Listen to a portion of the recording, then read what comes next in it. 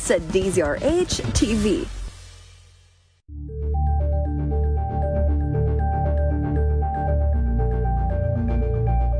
Curious ka ba sa maraming bagay? Kami na ang bahala dyan. Aalamin, tutuklasin at bibigyang linaw namin ang mga katanungang bumabagabag sa inyong isipan. Sa programa kung saan ang bawat sagot ay galing lamang sa mga eksperto. Ang Expert's Opinion, tuwing linggo alas 3 ng hapon, dito lang sa DZRH TV.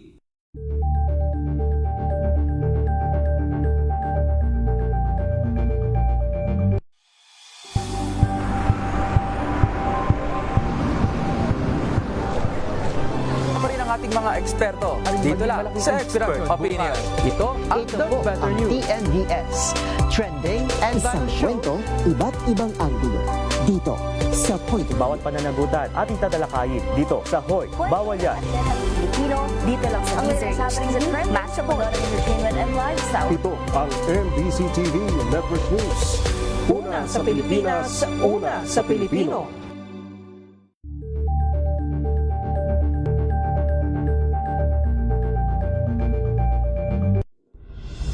Tuloy-tuloy ang pagtulong, tuloy-tuloy ang pagseserbisyo at tuloy-tuloy ang balitaan kasama si May Binauhan sa Operation Tulong mula Lunes hanggang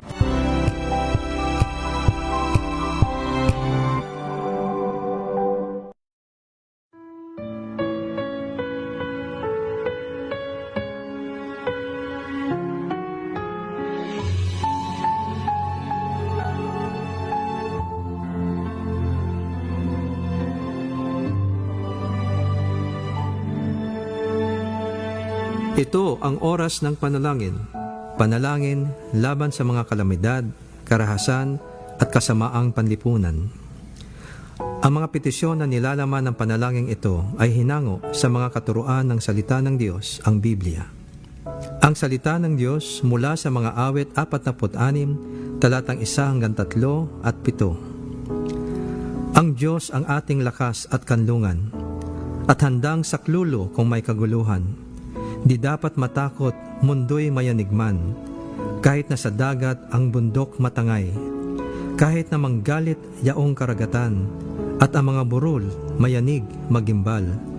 Nasa atin ang Diyos na makapangyarihan, ang Diyos na ating kanlungan. Naway sabayan ninyo ako sa panalangin na ito. Diyos na makapangyarihan, tagapaglikha ng lahat ng aming nakikita at di nakikita, Ikaw na nakakapag-utos at sinusunod ng kabundukan at karagatan, ng kalangitan at kalawakan. Kami ay iyong kahabagan at iligtas sa mga mapagpinsalang mga sakuna na dulot ng kalikasan. Naway huwag mo kaming payagang labis na masalanta ng mababagsik na mga bagyo, ng mapanirang mga sunog, matinding mga paglindol at iba pang mga nakakapangilabot na trahedya. Kami ay lubos na nagpapakumbaba at aming pinagsisisihan ang aming mga kasalanan. Patawarin mo kami sa lahat ng aming kasamaan, paghihimagsik, kasakiman, karahasan, kawalan ng pag-ibig sa aming kapwa, katiwalian at pagsuway sa iyong mga utos. At huwag mo kaming parusahan ng lubos dahil kami ay humihingi ng iyong awa at kahabagan. Tulad ng iyong sinabi sa iyong banal na salita, na darating ang oras na hindi na mapipigilan ang pagdating ng mga digmaan at mga paglalaban-laban ng mga bansa, pati na din ang mga lindol at tagutom sa iba't ibang dako ng mundo. Aming panghahawakan ang pag-asang nanggagaling lamang sa iyo. Sa iyong tulong, kami ay magtsatsaga sa aming kapigatian at palagi ang kaming mananalangin sa iyo. Sa iyo kami dudulog, O Diyos, at ihingi ng iyong habag. At tulad ng iyong pinangako sa iyong salita, ayon sa iyong kahabagan, kami ay iyong diringgin at ililigtas. O Diyos, nakatala sa iyong banal na salita na sa mga huling araw ay darating ang mga panahon ng matinding kaguluhan at kasamaan. Sapagkat ang mga tao ay magiging maibigin sa sarili, maibigin sa salapi, mapaghambog, mapagmataas, mapagsamantala, suwail sa magulang, walang utang na loob, dapastangan sa Diyos, walang pag-ibig, di mapagpatawad, mapanirang puri, walang pagpigil sa sarili, brutal, walang pagmamahal sa kabutihan, mapagtaksil at mabangis. Kami ay iyong tulungan na aming maiwasan ang ganyang uri ng pag-uugali at ang mga taong may ganitong masamang gawain at impluensya. Kami ay iyong iligtas sa mga taong masasama at mararahas at iyong pigilan ang kanilang masasamang nilalayon. Ayon sa iyong dakilang pagmamahal, kami ay turuan na huwag gantihan ng masama ang masama at huwag sumpain ang mga sumusumpa sa amin. Sa halip, iyo kaming turuang pagpalain sila dahil sa iyong pangako na kami ay iyong pagpapalain. Sa iyong dakilang pangalan, Jesus, aming hinihiling na iyong ipamalas sa aming bayan ang iyong tagumpay laban sa karahasan, sa pagpatay sa walang kasalanan, sa pusong walang mabuting isipan sa kapwa, sa mga taong ubod tulin sa landas ng kasamaan, sa pagiging mapagsinungaling saksi, at sa pagdudulot ng away sa aming mga kapwa. O Diyos, iyo kaming turuan at tulungan na ibigyan namin ang aming kapwa gaya ng pag-ibig namin sa aming mga sarili. Tulad ng modelo ng mabuting Samaritano, iyo kaming biyayaan na kami maging mahabagin at matulungin sa aming kapwa. Sa iyong kahabagan at pag-iingat sa amin, ay panaigin mo nawa ang mga mabubuting bagay at magandang kinabukasan para sa aming buhay, pamilya, simbahan, lungsod at bansa. Maraming salamat, Panginoon, sa iyong pagtugon sa aming mga dalangin na ito sa pangalan ni Jesus.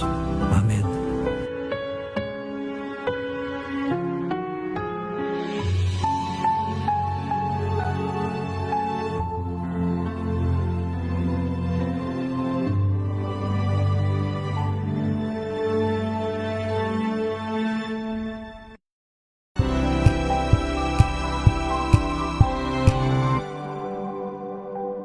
Tambalang Anthony Taberna at Jerry Baha ang gigising sa inyong umaga dahil lalatay ang humahagupit na diskusyon at komentaryo Lunes hanggang Biyernes sa 2x2.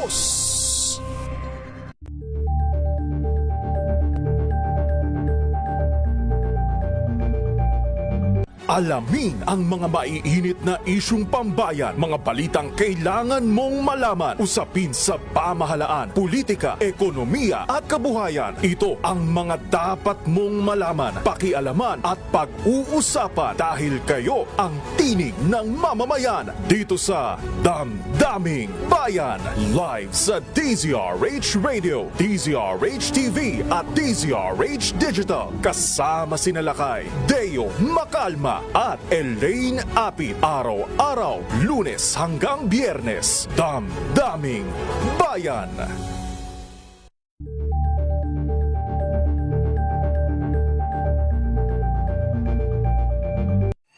Mga balitang gigising sa inyong umaga. Mga balitang kailangan mong malaman. Mapapakinggan sa ACS Balita sa 2x2. Kasama sina Anthony Taberna at Jerry Baha. Lunes hanggang Biyernes.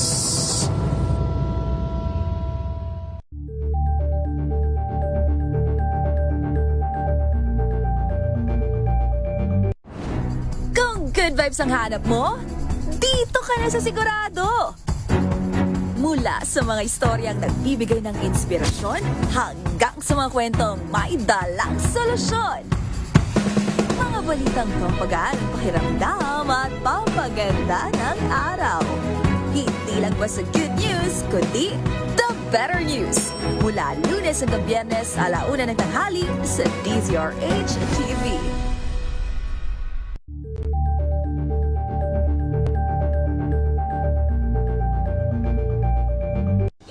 Ng naitalang 17 individual na ang kanilang naaresto.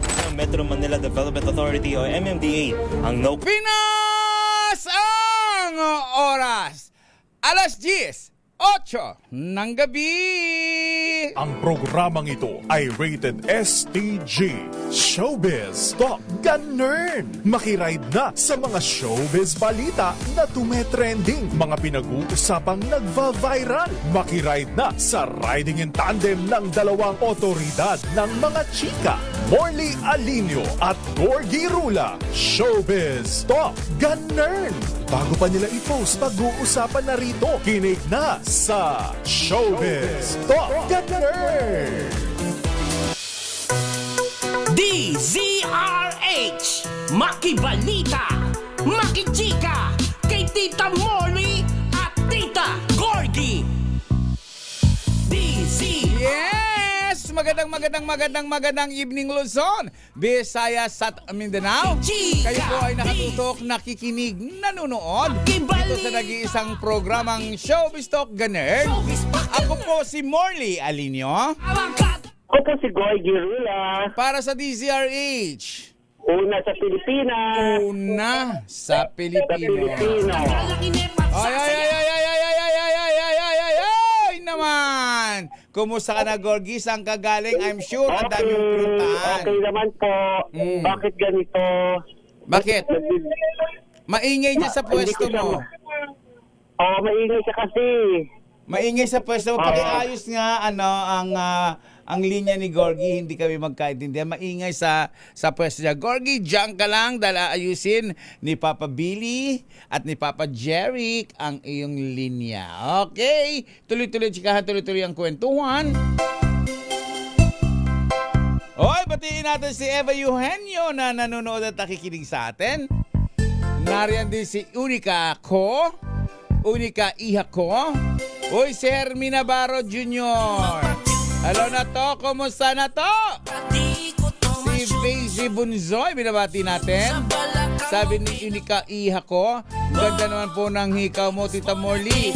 Terno sa scarf mo, terno sa hikaw mo. Hello kay Liza de la Cruz Bilali. At syempre pa kay Alex Garcia. Ay! Habang inaantay natin si Gorgie Rula, batiin muna natin ang ating mga pinakamamahal nanay. Siyempre, una sa listahan natin si Mami Sherry Ramirez at ang kanyang anak na si Joyce Ramirez.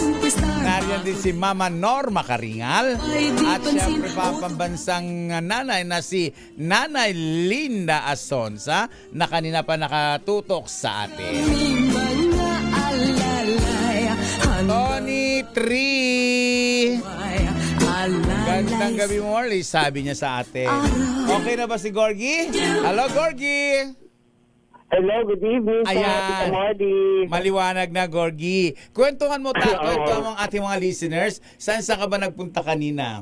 Go. Kailangan ba ikwento ko lahat? Kasi may mga ibang mga off the record eh. Hindi, kwento mo lahat off the record dahil chismosa ka naman. Hindi ka naman talaga mapapagkatiwalaan sa mga balita. Magkano po ibabayad niyo po? Kikwento ko lahat. Magkano po? Depende sa lalim at lawak ng nasasakupan ng kwentong ibubulat-lat mo ngayon. Go. Okay. Kakasandali lang po kasi hinahanap ko pa eh. Ano hinahanap mo? Yung permit.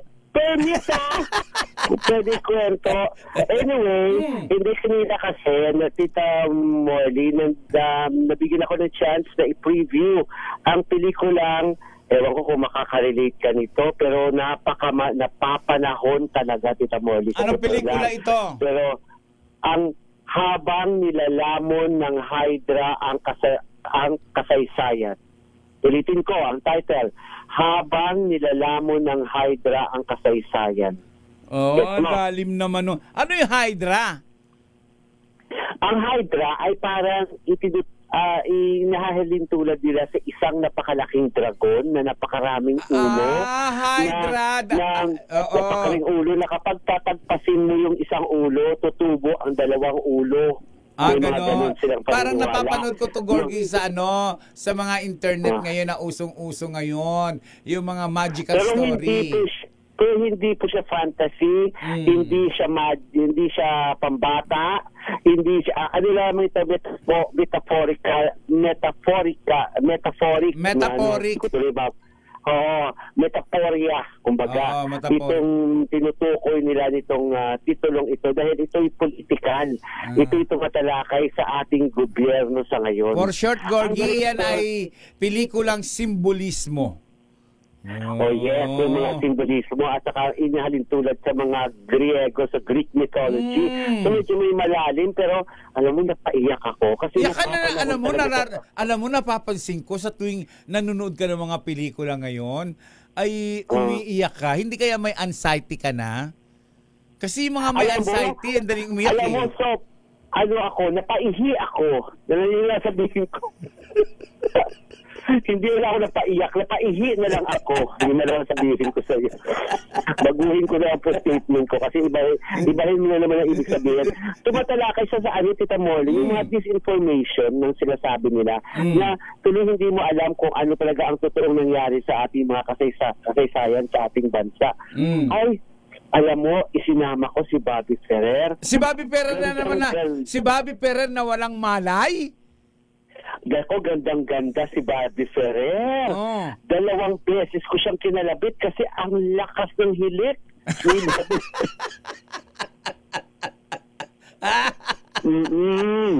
So maganda nga. Grabe ganda. Okay. Hindi po talaga. Seriously speaking, Tita Molly, ang ganda ng pananaw ng nagsulat, ng director at nagsulat din ng pelikulang ito. Sino ang director? Si Dustin Celestino. Ang mga karakter ay napakagaling pa nila. Si Georgette Lorenzo, si Dali De Leon, si Asanjo Marudo, at saka si Mylene Dizon. Napakagaling. Ito isang Cinemalaya entry na nagwawagi din dito ng mga acting awards. So, nalo itong Best Actor si Mylene Dizon sa Cinemalaya last year. Si Georgette Lorenzo naman nanalong Best Actor at Best Supporting Actor si Nanding Joseph. Yung mga na disappoint sila ang karakter dito ni Sanjo at saka ni Georgie dahil na-disappoint sila nung natalo sa eleksyon ang ikinakampanya nilang kandidatong presidente. Tapos doon na sumusunod na yung parang nawala na ng gana itong mga karakter dito na magturo kasi sabi niya magtuturo ako ng history, mali naman ang kasaysayan ang mga tinuturo natin, hindi naman nila naibigay yung totoong nangyari sa kasaysayan ng ating kasaysayan at pero may iba-iba rin siyang pananaw kagaya ng mga ibang mga tumutuligsa, yung mga trolls, mga tumutuligsa sa ating mga pangyayari ngayon sa lipunang kinaharap natin na kung saan na dapat sana kung sino yung mga leader na binoto, yung pang nag-aaway-away. Tapos sabi nila, bakit nananalo itong mga kandidatong ito na magaling lang mambola pero magaling sila magtrabaho? Anong nakita sa kanila ng mga tao? Kasi katulayan marami nagtatago sa kanila kasi baka naman may kabutihan din sila sa kanilang puso. Kaya naman maraming nagmamahal sa kanila. Yung para ang point dito is huwag kayo basta-basta mag-judge sa mga tinutulog sa atin yung mga politiko kasi hindi naman ninyo kilala sila masyado. Hindi naman ninyo alam ang tunay niyang pagkatao. Ayun ang gusto iparating ng direktor ng pelikulang ito. Kasi tapos yung isa kasi si Dali De Leon, galit na galit siya sa isang general. Na ang general na ito ay nag-retire na at matanda na at meron ng sakit na demensya. Pero galit na galit siya kasi yun daw ang nagpakulong at nawala lang daw basta ang kanyang tatay noong panahon ng martial law. Tapos nakilala niya yung anak ng general na yun na si Mylene Dizon. Sabi niya, hindi ka ba kailangan humingi ng kapatawaran sa sambayanan dahil sa ginawa ng tatay mo? So sasabi naman ni Sanjo, so ang mga anak ba ay kailangan din humingi sa kasalanan na hindi nila alam ng ginawa ng kanilang magulang? May punto. Oo, may punto, may diba? punto Parang yan. may mga Oo. ganun.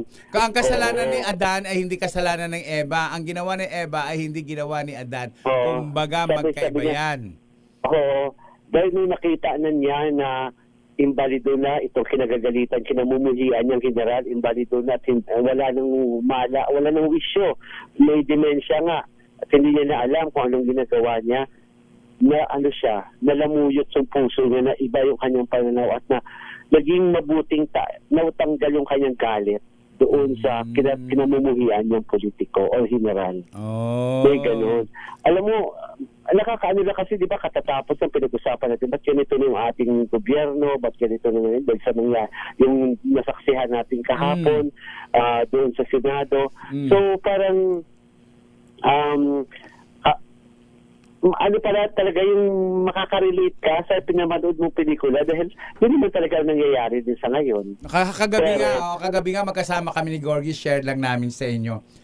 Habang sakay po ako ng kanyang magarang kotse na namamahalin Grabe ko sa magara. Oo, napaka-sosyal na kotse ni Ako po'y nakikisakay lang po sa kanya, yan po yung katotohanan.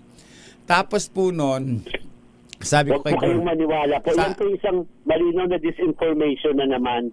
Huwag po kayong basta maniwala sa mga ibang nagpapanggap na naghihirak-sarapan kunwari. Ayan pa. Tapos ito mo talang mas mayaman siya di hamak sa akin. Tapos ito po yung kwento. Sabi ni Gorgie, magulo na talaga, no? Chuchuchuchuch. Sabi ko, pero ate, sabi ko, ayoko nang makialam sa kanila. Yun ang sinabi ko. Kasi dagdag stress lang yan, ate. Sabi ko kay Gorgie. Honestly, ayoko talaga na makialam sa mga politika na yan. Kasi, sige, nakikialam ka, nakikipag-anuhan ka. Pero ano mapapala mo? Sila nga nag-aaway-away. Nagtatalbugan sila ng kung sino ang matalino, kung sino ang nasa katwiran, di ba? Kumbaga ako, sa tingin ko na lang kasi yan. May kanya-kanya na lang na interes. Dapat kasi ang isang politician ay ang interes mo ay yung bayan, hindi yung pansarili. Pero sa mga nangyayari, parang ratsadahan sila ng ratsadahan na hindi na sila na hindi mo lang pakialam na sila sa mga taong nasasakupan nila na ang higit na naapektuhan ay kami pong mga mahihirap na nasa laylayan. At kami at saka yung parang ang sa kanila mas interest nila yung kanila yung mas iniisip nila yung kanilang interest. Interest nga nila. Hindi sa taong bayan. No? Hindi sa taong bayan. Yung sariling interest na lang iniisip nila na hindi nyo iniisip, binoto kayo ng mga tao para lang inaasahan kayo na kayo ang kakatawan sa kanila. Pero anong nangyayari? Obvious na nagkakampihan, nagtitiryahan. Saan patungo ang bansang punong-puno ng politika pagka ganito ang nangyayari sa atin? Sa totoo lang, stress na tayo sa mainit na panahon. Yung mga politician kayang yan, naramdaman nila, Gorgie, na magpaypay ng karton habang ang init-init ng panahon. Hindi po nila naramdaman yan. Bumili ng yelo, ng 5 pisong yelo, ilagay sa mga baso o sa pitchel at pagsama-samahang inumin habang tirik ang araw. Hindi rin nila naramdaman yan dahil ang bahay nila mga aircon. Ang daming nangyayari sa mga mahihirap na akala mo itong mga politician na ito, alam na alam nila kung ano ang nangyayari. Pero wala naman silang alam sa kanilang mga kababayan kung ano nangyayari. Alam ba na mga politician na ito, na nakabarong na mga ito, na maayos sa mga damit nila, na ang dami-dami sa Divisoria na namumulat na ngayon ng gulay at iniluluto, yung mga tinatapon ng parang kanin baboy noon, kinakain na ng tao ngayon. Alam ba nila yan? Ay, nakakaloka talaga. Sa totoo lang, nakakalungkot. Kaya nga, kaya nga sabi ko kay Gorgie kahapon, nag-uusap kami, ayoko na sila pag-iintindihin. Dahil sa aming lugar po, ako po'y nakatira, muli pa ulit-ulit kong sinasabi, Gate 13, Parola, Tondo, Maynila. Kami po ay squatter. Kami po ay mga mahihirap dyan na makikita po ninyo. Naghahati-hati kami sa ulam. Naghahati-hati kami sa mga kanin. Kaya nga, Gorgie, di ba nag-post ako kumakain ako hingi ako ng sabaw at kanin. May mga reporter na nag-react. Bakit ko daw kinakawawa yung sarili ko? Yun naman talagang totoo eh. Uso naman talaga sa amin sa parola ang nangingi ng kanin at nangingi ng sabaw. Anong masama doon? Kesa naman nakabarong kayo, ang ganda ng sasakyan nyo, pero ninanakawan nyo ang taong bayan. Ito lang naman po talaga yung kwento dyan sa paghihingi ni Tita Molly ng sabaw at ulam, diba? Ay tinatamad lang po siya magluto. Yun lang naman po yun. Oo. Isa pa yan. Pero nakihingi-hingi na lang siya. Isa pa yan. Actually, tama. Alam mo, Gorgie, no, tama ka talaga, no? Na nanghihingi ako ng sabaw at kanin, tinatamad lang talaga ako magluto. Pero, ginagawa talaga namin yan sa parola. Kaming mga magkakapitbahay nagtutulungan. Ay, Doc! Ferds Ortiz! Hello! Yes, go ahead. Ano yan? Yes! Hoy! Pero ano muna kasi nga ang daming mga nagpapagad na nakabantay dito sa atin. Wala tuloy ako ha. Yung mga nakabantay dito sa atin na kanina pa sila nakatutok. Mabatiin mo! Kagaya na Arnel Relampago dyan sa Calibo City, sa Calibo Aklan. At pagkatapos si Jaime Libadizos na pinapabati niya si Ma'am Ernie Concepcion. Magandang gabi po sa inyo dyan. Tapos of course, si Rina Alcantara-Meli na kanina ini-flex ni Rina Alcantara-Meli yung kanyang lolo na yata related yata sila kay Manuel Quezon. Tama ba ako, Rina Alcantara-Meli? Oo, si Rina Alcantara-Meli, maraming lapag yan, maraming kilala yan. Lahi yan ng mga beauty queen, ng mga tatalino, ng mga mayayaman. Oo. Tapos, si Onika Ihako, dito rin po, nakatuto kanina pa sa atin. Si Flody Fernandez, of course, na kanina para nakikinig. Si Nanay Linda Azonza. Si Ferdinand Ferdates Cruz. Ayan, hello sa inyo dyan. At saka, si Vacy Bunsoy, si Onika Ihapag sa San Jose del Monte, Bulacan, si Marilu de Guzman, of course, na masipag mag-Google, si Ligaya Anki, napaka-pure daw ng iyong suot, Tita Molly. Siyempre, tinatago na lang po sa suot, di ba? Ang tunay po niyang ugali ay tinatago na lang po niya sa kasuotan. Gitera ka talaga, kasi, no? naka-white na white. Pero siyempre, hindi ko pwede malait ng uso si Tita Molly dahil may binigay po siya kagabi sa akin na pampapula ng fez. Pampapula ng fez, no? Yes. At saka, pampakapal ng kilay, di ba? Marshall Uy, hello sa inyo dyan. Thank you very much. At ito na nga, ito pala kasi Teka muna, Gorgie, batiin ko muna si Almira Soria, ang pamangkin ko. Sabi niya, kasi nasa Canada to ngayon dating taga-Parola yan, okay. 13. Oo, sabi niya, uso sa amin yan. May dala kang kanin, yung isang kapitbahay, may dala namang ulam. O ganyan. It's like a potluck. Ito na mga magkakapitbahay. Yun ang Parola Gate 13. Ha. Oo, gano'n naman sa ano talaga. Di ba yun ang mga typical Pinoy? Parang yun na, nagpapaganihan. Totoo. Okay. Kasi sa Tondo, Tita Molly, di ba talagang kahit sabihin mo pang mabilis magalit, mabilis ang away-away agad. Pero kung magtulungan, talagang tutulungan, solid ang tulungan, di ba? Tulungan. Tutulungan talaga yan. Doon nga sa amin, Gorgie, pag may namamatay, alam mo, matagal na yun nakaburol yung patay. Alam mo, pag wala pang mga pera yun namatayan, ang gagawin ng mga kapitbahay, magtatawag ng mga magsusugal. Oo. Sala, punta kayo dito, sugal kayo, chuchuchu, pupuntaan nila ako sa salon. Dito na, ito, ayusin itong sugal na to. Makikita mo, Gorgie, nagkakaroon ng mga, para makaipon ng tong, na napapalibing yung patay. Ganun sa amin. Yun, yung mga sugal-sugal sa burol, bawal na raw. Bawal nga, pero nakakatulong iyon kahit paano. Yung nagbabawal niya, na bawal ang sugal sa libing, sa burol, sila magbigay ng di sila magbigay ng panlibing. Kaya nga pero bawal na. Alam mo na kay Marshall, ito na nga yung connection sa Tondo. Kasi nga, picture tayo din ni Ruru Madrid, di ba? Ito si Ruru Madrid ay kanina po ay nagkaroon na sila ng story conference ng kanyang bagong drama series na pinamagatang Hari ng Tondo. Di ba? Oo. At sa Tondo talaga sila yata mag-shoot.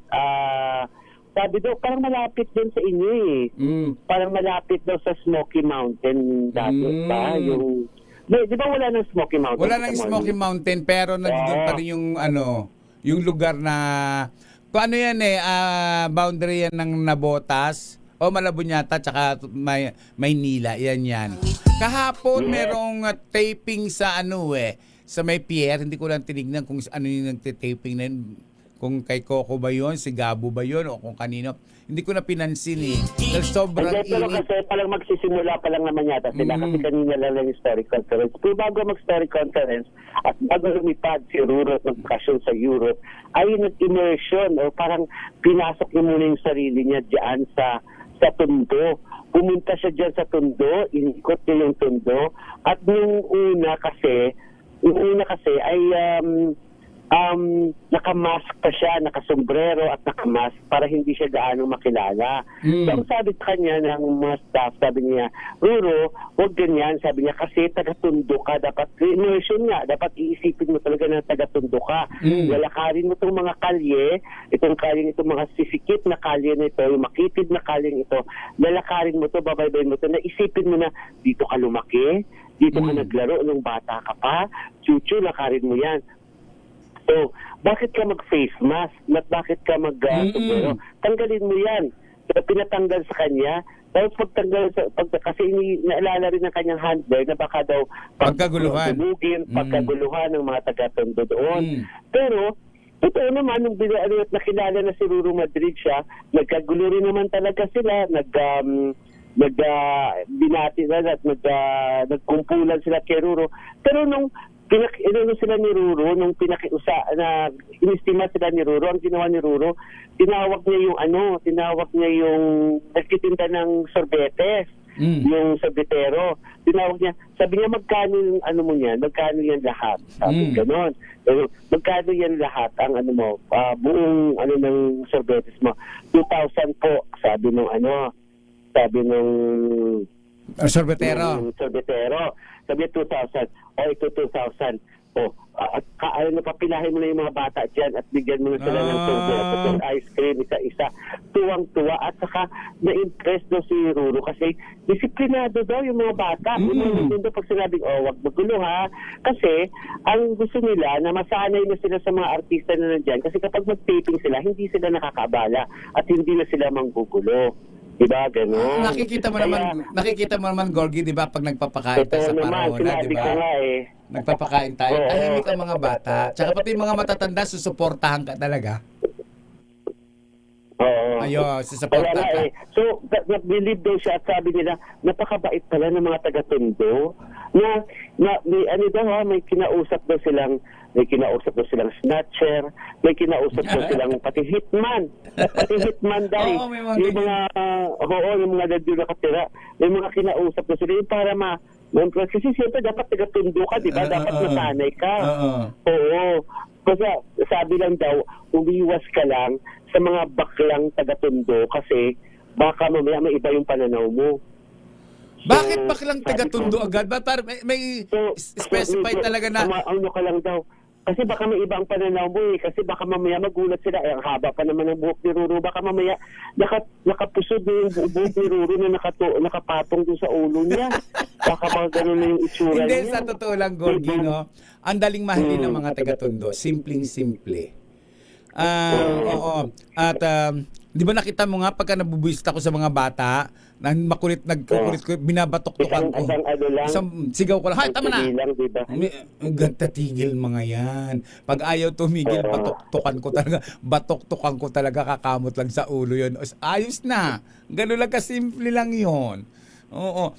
Kaya nga doon sa mga nagsi-shooting, sa mga nagtitaping sa Tondo, dapat hindi kayo natatakot dahil sa Tondo po may huwag sila mag-alala, no? Mababait. Akala lang po ninyo na gano'n dahil Tondo, pero pag napasok nyo po ang Tondo, masaya pong mabuhay sa Tondo. Totoo po iyan. Yeah. At taga-Tondo rin si Daisy Gutierrez. Sabi niya, dating Japayuki ito. Sabi, si Marvin Mendoza Gonzaga, Solid Parola 13. Taga 13 din si Marvin.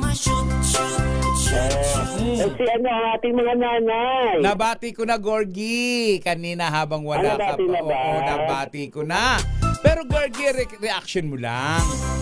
Mapapawaw ka talaga dahil maging ang big hit na Bagets the Musical ay ibabalik din daw sa mga sinihan original movie version nito. At marami... Ayun sila aga mo lang. Oo.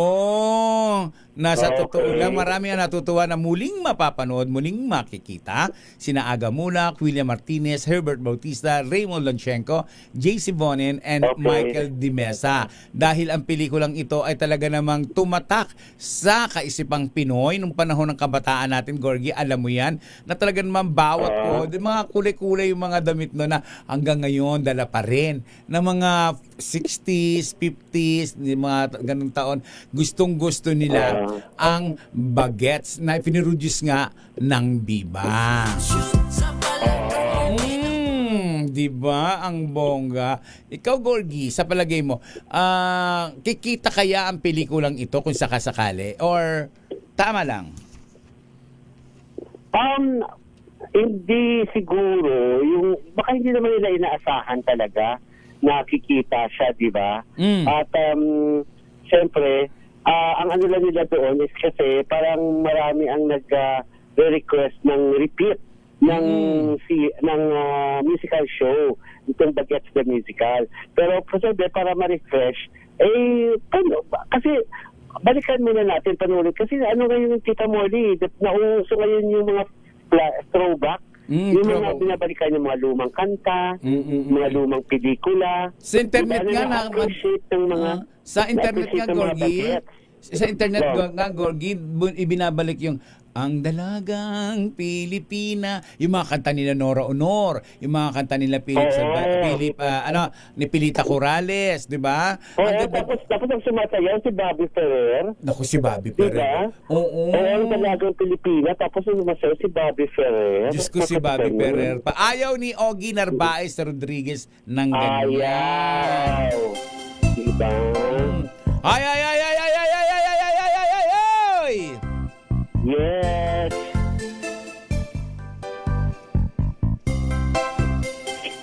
Wag ka sa aking magpa-cute, papati ko to ma-shoot sa balakang mo. Ay, nakakaloka naman si Ivana Alawi, Gorgie. Dahil massive raw ang koleksyon ni Ivana Alawi ng Patek Philippe. Yan. Patek Philippe. Oo, Patek Philippe. Yan. Kaya nga raw parang barya lang daw ang ipinamimigay ng naturang dalaga noong Mother's Day with matching. Kanino niya pinamigay? Sa mga utaw. Sinong utaw? Oo, kung sino yatang gustong bigyan nito. Eto pa ha, hindi na nga Rolex ang status symbol na kasalukuyan ng mga local celebrity, kundi Patek, ayan na, Patek Philippe watches na. Nakakaingit, di ba? Pero hindi pa ako nakakita ng ganung relo. Oo. Nakita ko lang Rolex lang nung makita ko kay Daddy Wawi Rolex. Sa totoo lang, Tita Morley, pareho lang naman ang oras. Nagbabago ba ang oras, di ba? Nagbabago ba ang oras kung mamahalin ang relo mo? Sa Divisoria nga, mayroon 25 pesos na relo. Ayun. So, sa totoo lang. At alam mo, kasi ang maganda lang daw, kaya mahal si Ivana Alawi ng mga production staff nitong Love is Never Gone. Nag-aabono daw siya. Minsan po mo, ewan ko kung totoo ha, kasi ito lang nakarating sa amin. Pag may one time daw yung nagka-problema sila ng taping sa Morocco na kailangang i-reshoot ang eksena, hindi daw natuloy daw yung pag-reshoot ng eksena kahit wala na raw budget yung production, kasi hindi na sana nila ma-reshoot kasi nga wala ng budget yung production. Pero natuloy daw dahil nag-abono daw si Ivana Alawi na raw ang nagpaluwal, ang nagbayad ng mga gagastusin sa reshoot. Na umabot daw ng 2 million pesos. Ang sosyal! Yes! Kasi Actually, aminin man po natin, Tita Molly, sa totoo lang, hirap talaga din ngayon ang ABS-CBN, ang mga ibang mga production sa kahit paano na mairaos nila yung pag-produce ng isang magandang drama series dahil kulang talaga sa budget. Ang chismis pa nga, heto pa. Ano chismis? Kaya daw natagalan. Alam niyo, teka muna, wait lang, Gorgie. Imagine po ninyo habang si Gorgie po ay nagchichismis, mahaba yung nguso niya. Tapos bulong siya ng bulong ng ganun. O sige, Gorgie, tuloy mo na. Ito na nga, Tita Molly, ang chismis na pinarating mo rin sa akin, di ba, nagaling sa'yo, yung chismis na yan, di ba, ikaw naman ang unang nagkwento at natanggap ko lang naman din sa iba, di ba? Si Jun Lali na nagchismis for sure. Nakikinig sa atin. Actually, yung lahat po may ikikwento ko po ay fake news. Hindi na po chismis yun. Sige, tuloy natin, iba na lang pag-usapan natin kasi po, nagyunado ka na sa pagkikwento, bigla kang ilalaglag, di ba? O tapos? Fake news po. Ito po, yung isa pa pong fake news, i-share ko po sa inyo. Ito na lang ha, fake news na lang yan ha. Isa pa pong fake news na i-share ko sa inyo ay kaya daw natagalan ang pagsimula itong si Gabo ni Coco Martin kasi nga kulang pa sa budget ang sa ABS-CBN na parang dapat ay ipoprovide nila sa production ni Coco Martin. Anong nangyari? Ayaw daw ni Coco Martin ha. Ano po yan ha? Fake news po to ha. Hindi po to totoo ha. Fake news po to. Ayaw daw ni Coco Martin na mag-abono. Ayaw daw niya magpaluwal. Galing sa pera niya. Nako, hintayin na lang natin, maglabas kayo ng pera bago ako magpaluwal. Ganun daw. Ay nako, ibig sabihin nagkukumuripot si Coco ngayon. Hindi siya nagkukuripot pero ayaw niya magpaluwal talaga. Kasi nga, baka naman matagalan din siya sa pagsingil, di ba? Kasi nga, kapos daw talaga kayo sa budget ang ABS-CBN. Di ba, Tita Aida Espiritu? Totoo kaya yan, Tita Aida Espiritu, yung fake news na kinakalat namin? Ito yung programa talagang fake news po ito. Kinakalat namin. Fake news po ito. Ayun. Diyos ko. Pero sa totoo lang, kasi nung lalaglag po si Tita Molly, kaya ayoko na eh. Pero sa totoo lang, Gorgie, no, nakakapanghinayang talagang ABS-CBN, no? Mula na mawala ang ABS-CBN, prangkahan, derechahan. Nakakapanghinayang talaga. Hindi na ako nanonood ng TV. Puro na ano lang pinanonood ko, Netflix na lang ako. Kaya nga yung TV ko sa bahay, ayun, parang hindi na siya gumagana yata dahil ilang taon nang hindi ko napapanooran. Promise. Ganon? Hindi, pwede ka naman mag-Netflix sa TV Ayoko, hindi ako marunong kung paano isasalin yung kung paano gagawin dun sa Netflix eh. Hindi ako marunong. Pinapagalitan na tayo ni Tita Aida Espiritu. Ano salbahe sabi? daw tayo. Ano na? Salbahe. Sabi ni Tita Aida, salbahe daw tayo. Pinapagalitan na niya tayo kasi nagkakalat tayo ng fake news.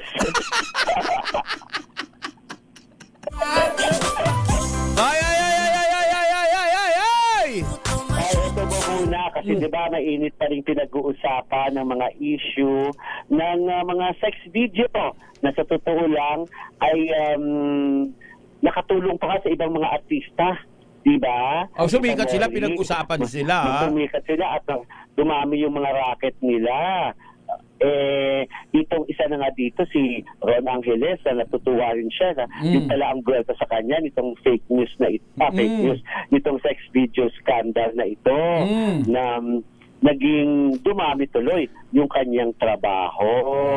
Kaya eto naman ang isa pa na napakagwapong bata, napaka-cute. May may sex video din. At magaling na bata hindi pa siya ganun kakilala sa po siya sa Secret in Prague si Mark Ian Garcia. Si Mark Ian Garcia po sa Secret in Prague. Kung napapanood yung Secret in Prague, siya yung gumaganap na kapatid ni Enrique Hill na siya yung medyo may pagka-nerd. Tingnan mo yung picture, Tita Molly, ang cute na bata, di ba? Ang gwapo na bata. At siya, magna cum laude sa St. Benilde, sa Lasal St. Benilde, College of St. Benilde sa Lasal. At saka kursong interior design. At isa siyang SK chairman sa Barangay Kupang, Muntinlupa. Pero gusto niya talaga mag-artista at nabigyan naman ng break ng TV5 at partner siya ng Starworks, under contract siya sa Starworks. At yun na nga po, maganda yung role na kanyang ginagampanan dito sa Asikwat at Prague. At nung nakausap namin siya sa launch ng mga bagong talents ng ALD Talent Circuit, kasi talent din siya ni Arnold Bigafia sa ALD Talent Circuit, na kung saan ay nakipag-collab sa Viva Artist Agency. Ay nakausap namin siya doon last week. Imbitado ka doon, Tita Molly, pero hindi ka sumipot. Wala ka doon, nakita ko pangalan mo. Kasi nga, may pinuntahan ako. Oo, so nandun itong si Michael Garcia at tinanong namin siya tungkol nga dun kasi nakilala na siya, unti-unti siya nakilala, nag-surface tuloy, lumabas tuloy itong mga kumakalat na sex video na pinasangkutan niya. Na siya lang naman, wala siyang kapartner, pero siya lamang ang naglaro-laro ng sarili. Naglaro-laro ng sarili, oh. So yun. At tinanong namin ano ang masasabi niya dyan at totoo ba yun? Tinanong ko siya at ano ang kanyang pwede masabi lang doon sa kumalat uli na sex video niya. Hindi naman niya diretsahang inamin na siya yun, pero ito lamang po ang kanyang sagot. Pakinggan natin. Okay lang ba kasi medyo intriga ka rin, di ba? May issue ka rin sa mga about sex video, ganyan. I don't know if you're aware of it. Paano mo yung nahahandle? Mga ganong issue. Well, Sakot ka rin dun eh, di ba? again, we only have to know ano yung mag-resonate sa atin, ano yung mag-help sa atin. And again, if we know ourselves and we know the people who support us, I think that's enough already for us to give an attention for those kind of things. Yeah. Pero wala ka naman sagot ko. Yeah. Ano, hindi. Yeah. Okay lang yun. Yeah, I mean, there are things that's are really out of our control, ano? What I just want to say is, well, libre ang maging mabuti, libre na lang maging masama. So, sa atin, anong libre ang gugustuhin natin? I mean, I always want to choose kindness above everything else. Yeah. At least aral din siya sumagot. Marami bang mga indecent proposals? That is something that I do not know, no? Minsan na yung nababasa ko sa aking email, but my manager handles my email, eh. So, yeah. Yeah. Minsan nakikita ko pag nabibuksan. Okay. Software manager kasi. Pansin ko siya. Mark Ian Garcia. Yan po si Mark Ian Kamukha Garcia. siya, may kamukha siya sa dito sa DZRH natin. Sino? Si Austin? Si Austin. Di ba? Tinitignan ko siya para sa si Austin. Na-busy na ngayon. Oo, sa totoo lang. Ang cute talaga at napakabait na bata. Anyway, hello muna kay Marshall Uy. And yes, Ana Valencia, totoo yan ang iyong tinext. Nabinig ko rin po yan. Hi, Mel Batista, hello. At Lynn Figueroa. Tita Molly, kailangan na ba natin magpaalala? Yes, kasi nga ni Betria Tioyaw, need na nating paalalahanan ang ating mga viewers and listeners. Di ba, Rina Otero? Go! Ihataw mo na, Gordy. Go. Kaya po, paalala po sa ating mga misis na mas masarap sa tenga ang tunog ni malinis na hugasin. Yung kapag kinuskos ng daliri, alam mo walang bahid kasi yung tunog. Yan ang heavy duty linis ng Smart Dishwashing Paste. Smart Dishwashing Paste, may double tanggaling formula, kaya tanggal sebo, tanggal bakterya pa. Yan ang Smart Dishwashing Paste, plato, kaldero, plastic linis, fantastic. Smart Dishwashing Paste, a product of ACS Manufacturing Corporation. Gorgie Prita, proud user of Smart Dishwashing Paste. Ay! Mommy! Laundry day na ba? Kunot noo ka na naman ba sa makapit, madikit, at malupit naman siya? All you need is pride. Bakit pa hirapan ang sal kung sa Friday, easy and worry-free ang laundry? Sa triple stain away formula, tanggal ang matitinding mancha. Based on taste. Chocolate Mud and Sebum on Cotton. Gawa ng ACS to. Beautiful teeth and magical smiles bang gusto nyo? Yung lahat ng mga saganda lang yung ngipin. Pagka puti-puti, kung may kislap. Pwes punta kayo sa Swiss Dental Clinic na matatagpuan sa number 313 Ledesma Building, Jordan Street, Multinational Village, Paranaque. At hanapin ang maganda at kakit-akit at si Dr. Analiza Boras Ansa. Tumawag po kayo sa telephone number 0917-5599-108. Hello kay Dodong Boras. Patingin, patingin, ano ang Lotita Becky Villanueva Tazuka, Ria Patterson, binabati kita. At si Bobby Ferrer, sabi niya happy birthday Lolo Romy Ferrer and Uncle Hil Ferrer in heaven. Yakuza Baluyo. Ana? Yung birthday at anong namayapan niyang ama. Ayun naman. Okay. Oy, tika. Tita Marley, tapos ka na ba sa binabati mo? Kasi may tatanong ako sa iyo. Sige, tapos na Gorgie. Go. Ito, wala ka na bang latest na balita tungkol sa napapabalitang pagpapakasal ni na Bea Alonso at saka ni Vincent Co? Kasi ang narinig namin, nasa London na raw ngayon si Bea Alonso, kung dito sa Pilipinas si Vincent Co. So, hindi na talaga tuloy. At ang kwento pa, Gorgie, ang latest pa dyan, di ba, best friend niya si Dimples sa Romana. Si Dimples parang nagbiyahe din. Oo, si Dimples nagbiyahe na doon. Para puntahan si Bea. Parang feeling ko nga, nalulungkot nga si Bea doon na, di ba kasi asang-asa na si Bea na matutuloy ang kasal. Kaya lang, the last minute na inihahanda na yung kasal, ang dami daw talagang mga patakaran, rules and regulation na una eto, sa prenup. Okay na yung prenup para sa actress. Okay na yung prenup kasi may pera naman siya, di ba? Okay na kung hindi pa pakinabangan ni Bea yung mga ari-arian ni Vincent ko, okay. Ang matindi nito, Gorgie, yung pinakamatindi nito, yung titira ka sa bahay ng biyanan mo. Tapos idagdag pa na kung sakaling maghihiwalay kayo, yung anak ninyo mapupunta doon sa lalaki. Aba. May ganun nga. Totoo kaya yun? Yung ba yung pinadagdag sa agreement na kapag maghiwalay, kapag lalaki daw ang magiging anak nila, kapag maghiwalay daw, ay sa kanila mapupunta yung kanilang anak? Ano yun? Ikaw ba namin, papayag ka ba sa ganun? Abay, hindi ako papayag, syempre. Unless kung ako'y mahirap na mahirap, walang kakayahan para buhayin yung aking anak. Sige, yun ay dahil para sa kapakanan ng anak ko.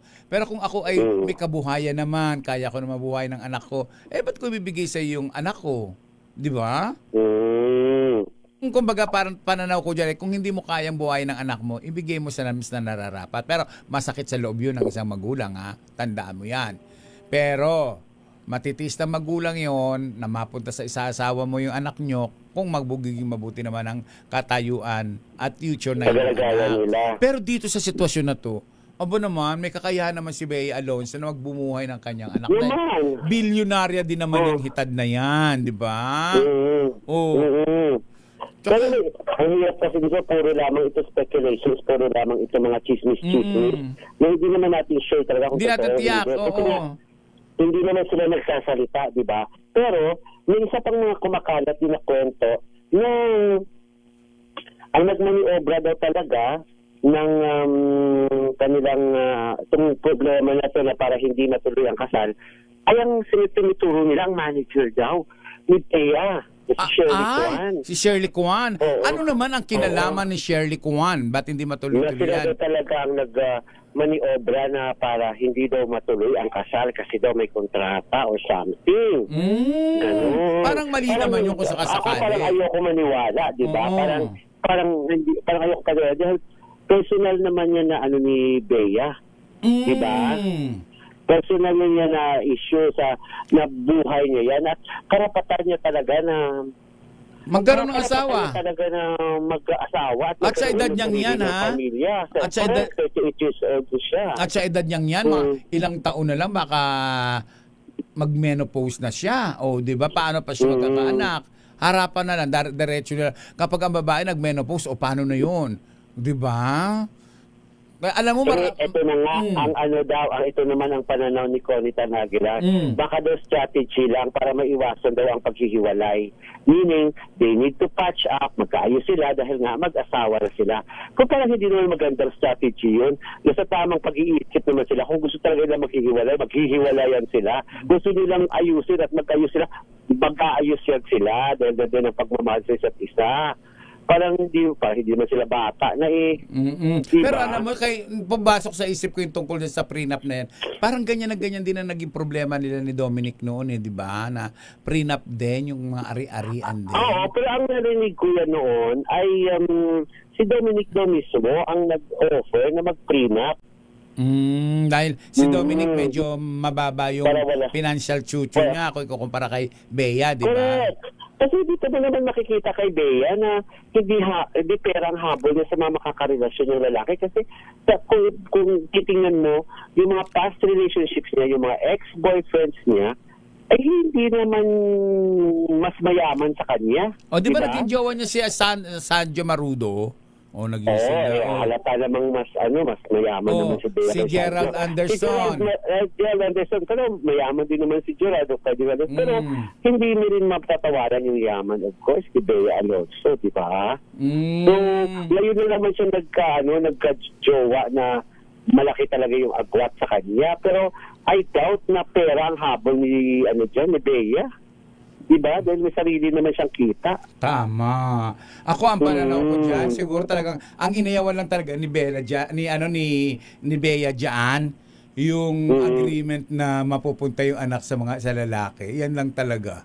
Kasi nga, ang gusto talaga ng mga karamihan, hindi naman open naman yun sa lahat. Karamihan na ng mga Chinese, gusto nila kapwa Chinese din ang pakakasalan.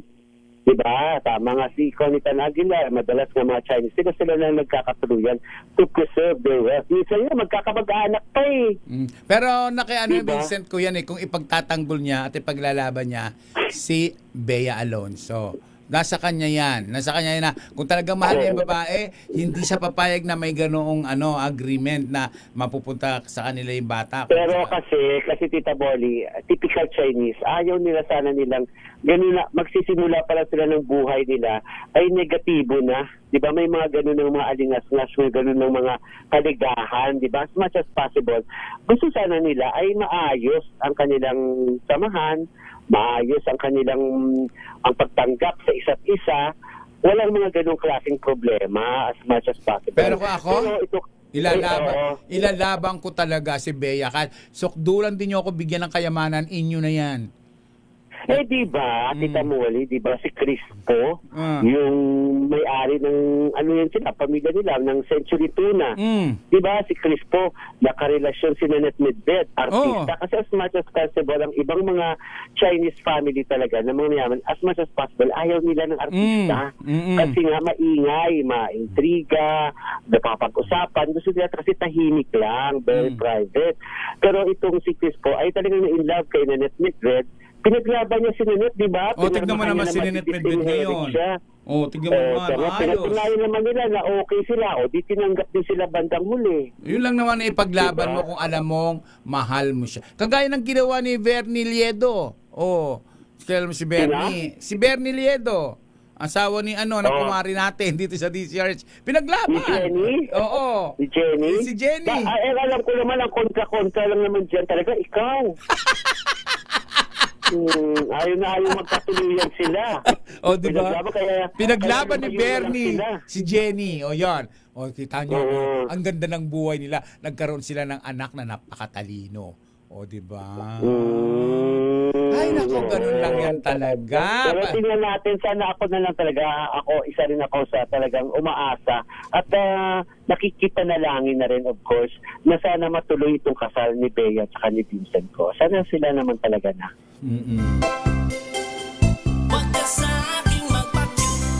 Ay! Yes. Andun na sina, diba? Nandun na sina ang family rin ni Bea, di ba nandun na rin sa Spain? Doon na para suportahan si Bea Alonso. Feeling nila talaga, alam mo, close sila naman sa totoo lang no? Sa totoo lang, close naman sila. tayong oras, Gorgie. Magdadasal pa tayo. Siyempre pa sa saliw ng awiting Panginoon Patawad po ni JB Rit Pascual. Saglit lang. Wait.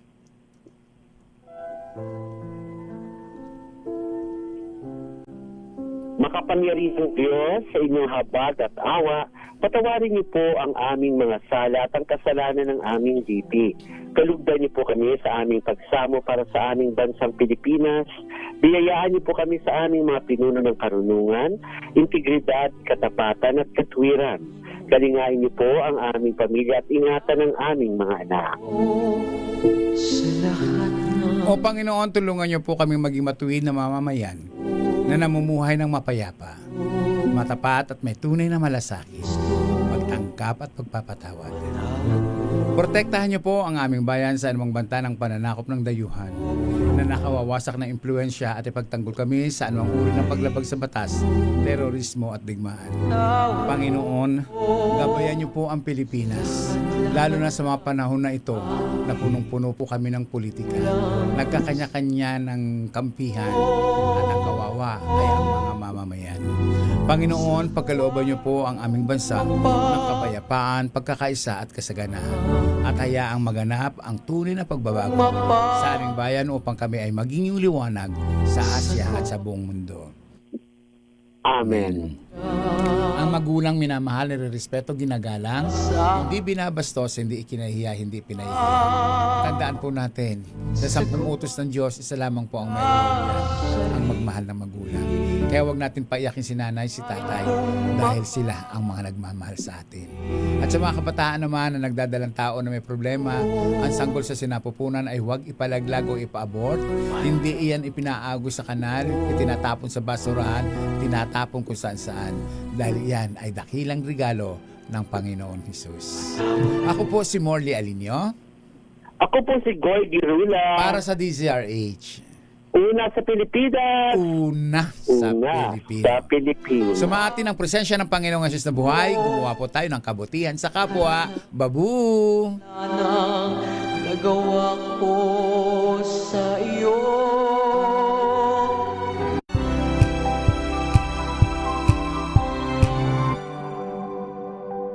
Sa loob ng 86 na taon, DZRH ang naging kaagapay ng mga Pilipino sa balita, sa serbisyo at sa bawat kwento. 86 na taon ng tiwala at sa mga darating pang taon, mas pinalakas at mas pinagtibay para sa Pilipino.